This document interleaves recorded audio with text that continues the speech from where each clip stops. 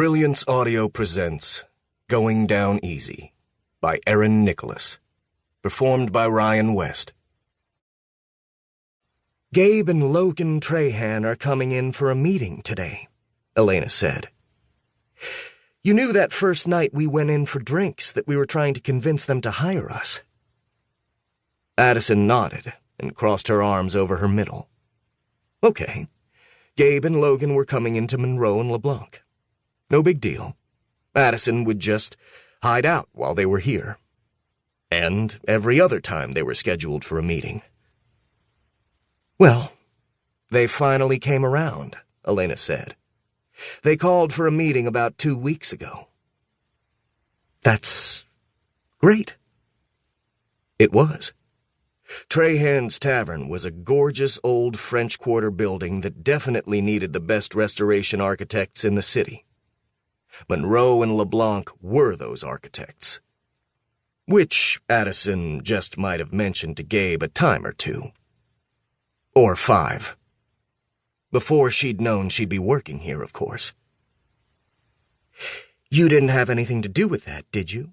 Elena asked point blank. I did mention to Gabe that you are the best, Addison said. And I absolutely love his building. It would be an amazing project. Elena sighed. Well, shit. Addison chewed her bottom lip. So he might have hired us because he's sleeping with you? Elena asked. What? Addison shook her head quickly. No, he doesn't even know I'm working here. I never told him. I mean, he knew I was consulting, but he doesn't know I've taken the job and moved here. Like I said, it was a fling. I kept it going longer than I'd intended, and longer than I should have, but it's nothing serious, and it's over now. Again, her heart clenched in her chest. Damn it. You don't have any interest in the project, then? Elena asked. You didn't encourage him to hire us thinking you could work on the tavern? Addison stared at her. The building was amazing. It was exactly the kind of project that Addison would love to tackle. It was the quintessential French Quarter building in the Creole style, built in the early 1800s. Those buildings were one of the things she loved best about New Orleans, and the chance to work on them was one of the reasons she'd taken the job offer from Monroe and LeBlanc. But she would never sleep with someone to get a project. I don't know how to respond to that, she told Elena. I would never do that. Elena let out a breath. Okay, good. I mean, I know.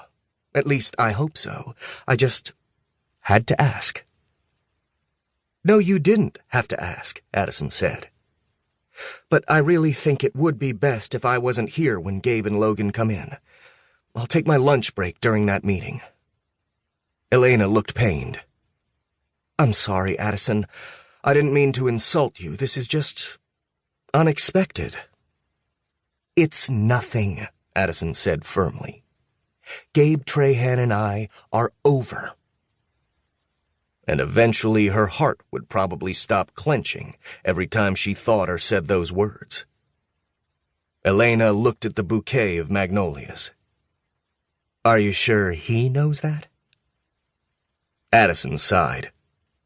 She had really hoped to get away with just never setting foot in Trahan's again, and that would be that.